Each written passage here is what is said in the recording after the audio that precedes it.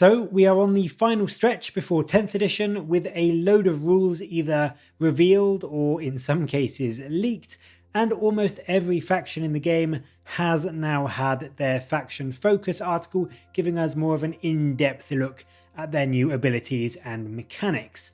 But of course, not to be left out in the cold, the Marines are back for their second round of faction focus, this time looking at some of the individual unique chapters which will eventually all be getting their own codexes. Now we're going to be taking a look at each of these in turn in their own video, but to start with, of course, because they are my favourite of the bunch, we are looking at the Dark Angels. And alongside the confirmation that these chapters, still being Marines, will keep the very strong Oath of Moment army rule, we also do get it confirmed that each will have their own detachment with its own bespoke rule, as well as stratagems and enhancements. So in addition to the Oath of Moment army rule, the Dark Angels also get the detachment rule, Grim Resolve. And this rule is good. It is very good. It looks plain, I do have to admit, and on the face of it, it isn't going to help you survive any longer or kill things any better. But if your goal is to score points and win missions, this ability is incredible. Grim Resolve lets you count your OC as 1 instead of 0 when you are battle shocked. So yes, it doesn't sound very flashy, but this is really solid. There are a lot of ways in 10th edition to get battle shocked, from abilities to psychic powers to weapon rules to just having your guys die.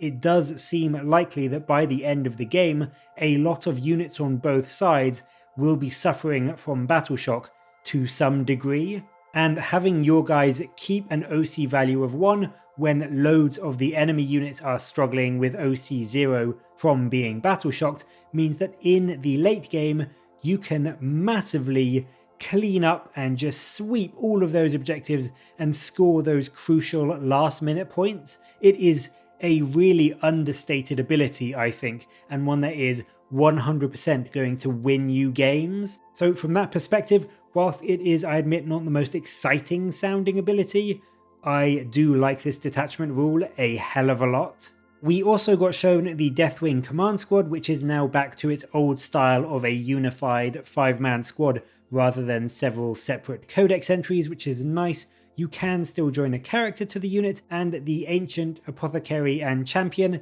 each give some fairly tasty buffs. They either improve your OC value, give your squad +1 to advance and charge, or the Apothecary, he just flat out revives a Terminator in each of your command phases, which again is really good. We also do finally get confirmation that the Storm Shield is indeed just a +1 wound upgrade now, taking your Terminators to a fairly impressive T5, 2+, 4+ invulnerable and 4 wound each profile, which is fairly spicy considering if you take the Storm Shield you will also have some Strength 8, -2 AP, 2 damage, Thunderhammer attacks with devastating wounds, so that does seem like a fairly solid platform.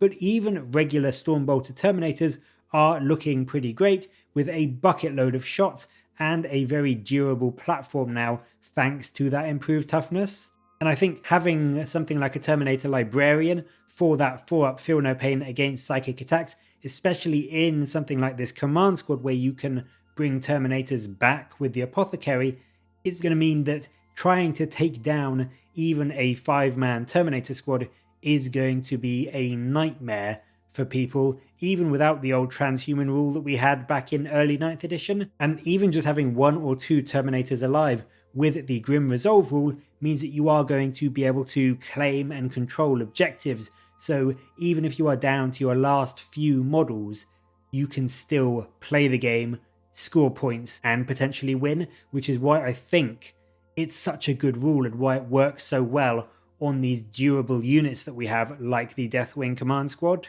And then finally, they also show us the Lion in this faction focus, and if you were disappointed by his 9th edition profile, then prepare to be happy because he is now awesome. He is very awesome. He has improved monumentally.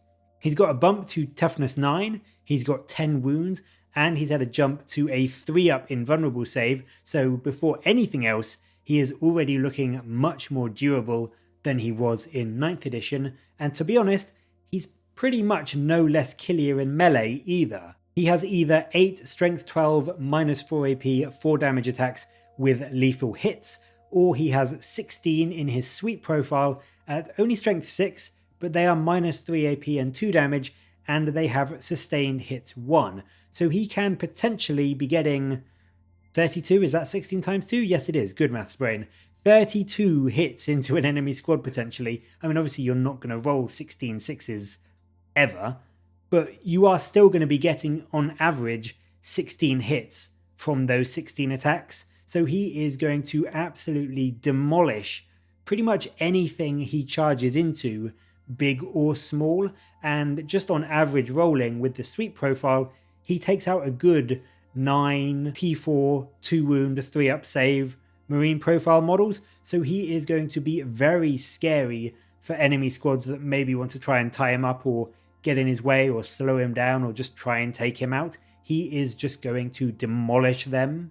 He also still has some fairly decent shooting with the Armor Luminous. It's still got either the plasma or the bolt profile. You do need to choose which you're going to use. You can't fire both, which is unfortunate. But he's got 4 shots with the bolt profile, 2 with the plasma, and they are still 2 damage. So it's nothing amazing, but you will probably kill an extra marine or 2 with them as you either go in or just move up the board. So he can quite reliably kill an entire 10-man squad of intercessors in just 1 round of shooting and combat, which isn't bad going, to be honest. He also keeps his fights first as a core ability, which is huge. As we covered the other day, it means that even if he gets charged, he's going to be swinging first. So against most things in the game, unless he charges something that also has fights first, the lion will be going first. Whether he gets charged or not, as long as you don't charge into something else that has fights first, you will be going first, which is huge. 90% of the time, he's going to get to swing first. And with the fealty profile, either of them, depending on what you're fighting, he is going to outright kill or at least massively damage whatever you fight before it gets to do anything. And then even if it does get to swing for some reason, on the defensive side, he is now also much more impressive. Alongside the improved toughness and 3-up invulnerable save, his shield is now befitting the name of the Emperor's Shield. It now also reduces enemy wound rolls by 1, which makes him even harder to wound, and anything that is strength 8 or below is going to be wounding him on 6s, which is really scary. Like anything strength 8 and below is wounding him on 6s, and even the strongest weapon in the game, whatever it ends up being, you know, strength 30 or strength 40 or 50, whatever it is that we see from the Titans, that's still going to be wounding him on 3s instead of 2s, so his durability, thanks to that -1 to wound, is going to be so much more effective than it may initially look. That -1 to wound is a really strong buff for keeping him alive against heavy firepower and light arms firepower. And then on top of that, it still gives him the mortal wound bounce back when he's in melee, so if he rolls a 6 on his saving throw, he does a mortal wound back to the enemy. This isn't capped at 3 anymore. I imagine there may be an FAQ to put a cap on it, but at the moment, every roll of 6 he makes in his saving throws does a mortal wound back, so you could potentially spike this really high and just kill like a load of enemy models or do a load of wounds back to an enemy character. I imagine it probably will get capped, but I mean, who knows? Maybe they intentionally left it uncapped for whatever reason, but it's really good now.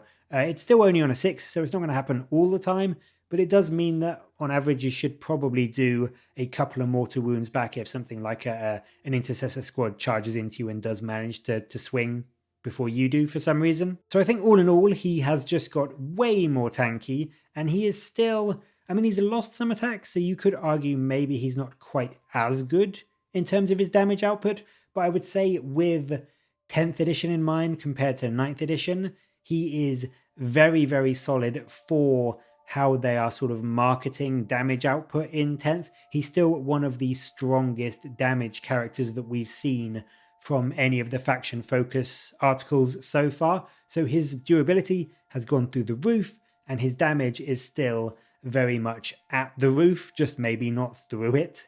I think the only downside to him, which I can see really, is his command phase rules, which, I mean, they're not bad. He has all secrets revealed, which can affect an enemy unit within 12 inches, and then once per turn he can let you gain a command point if that enemy unit gets a stratagem used on it, and they also have to take a battle shock test, and if they fail, they obviously don't benefit from the stratagem. So it's a pretty good sort of almost Vect style deny them a stratagem and also gain yourself a CP. It's not bad, although it is somewhat short ranged, only 12 inches, so if your opponent is just putting a stratagem on a shooting squad in the backfield, this isn't going to come into effect. But if he's in combat with the squad and you don't want a particularly nasty stratagem going off, you could potentially prepare for it with this and make it much less likely for them to get that stratagem off on that enemy unit. Martial Exemplar is his output ability, which lets a friendly Astartes unit within 6 inches of him get +1 to hit in melee. So this is good, especially for things like Terminators, which are hitting on 3s and 4s with their Power Fists and Thunderhammers. This will get them to 2s and 3s. So this is a very good output ability. Doesn't do much for the Lion because he hits on 2s, but for buffing things like Terminators around you, it is very, very strong.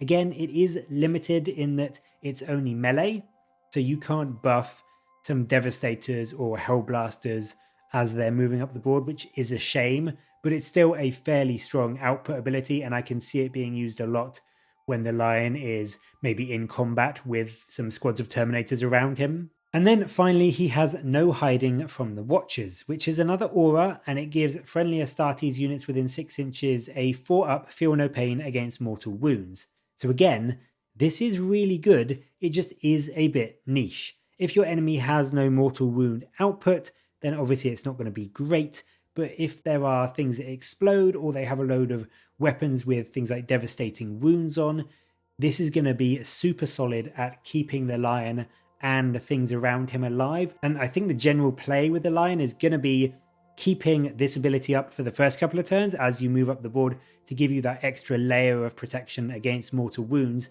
And then when you get into combat, either go for Martial Exemplar to give you some extra chances to hit if you've got a load of squads of Terminators or whatever around you. If the Lion is maybe by himself and you know an enemy has a scary stratagem they want to use, then maybe all secrets revealed, instead go for that, so you can potentially deny the enemy some of their abilities. So they do have their uses. As I said, they're not bad abilities, they are good, solid abilities. I just personally don't think they're quite as generically useful as, say, Guilliman's. I think his sort of things like the second Oath of Moment target or the free stratagem use on a friendly unit within 12 inches, they just seem to be, I suppose you could say they're just a bit less, they require maybe a little bit less thought. They're just nice and simple fire and forget style abilities, whereas the Lions you kind of maybe have to plan ahead a bit more with what you're going to use when. So I don't think they're necessarily worse. I just think you do have to sort of maybe have an idea in your mind of what the enemy can do in terms of what stratagems they have, whether you're going to benefit more from a feel no pain against mortal wounds or +1 to hit if you're close to melee. There's just a bit more thought required to them, I think. So, I mean, maybe I take back what I said a couple of minutes ago. I think they are very good abilities. I just think that the Guillimans are maybe a little bit more fire and forget, so they're better from that perspective. But the Lions ones are very good, and I can see them being used to great effect every turn. You just need to plan which you're going to use and when. But they are very solid abilities, so he does have some good army buffing rules as well. I think all in all, the Lion is looking really solid. Fights First seems to be one of the strongest rules in the game in 10th edition from what I've seen in Red, and the Lion backs that up with an insanely good defensive and a very, very, very good damage profile as well. And on top of that, he also brings those handy buffs in the right circumstance. So all in all, this is a big win for people that maybe weren't too keen on the Lion's rules when he first released. And in general, the Dark Angels are just looking like they are going to be extremely good at taking objectives, holding objectives, and just winning the game.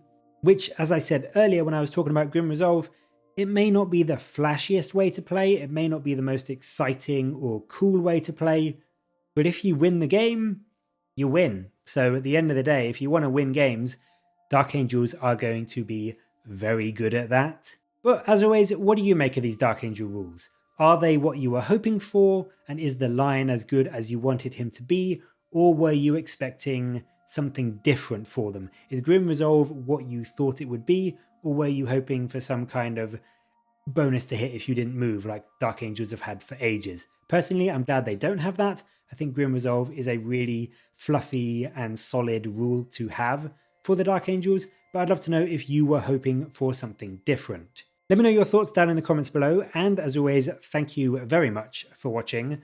Please do like and subscribe for more Warhammer content from me, but until next time, I'll catch you later, guys.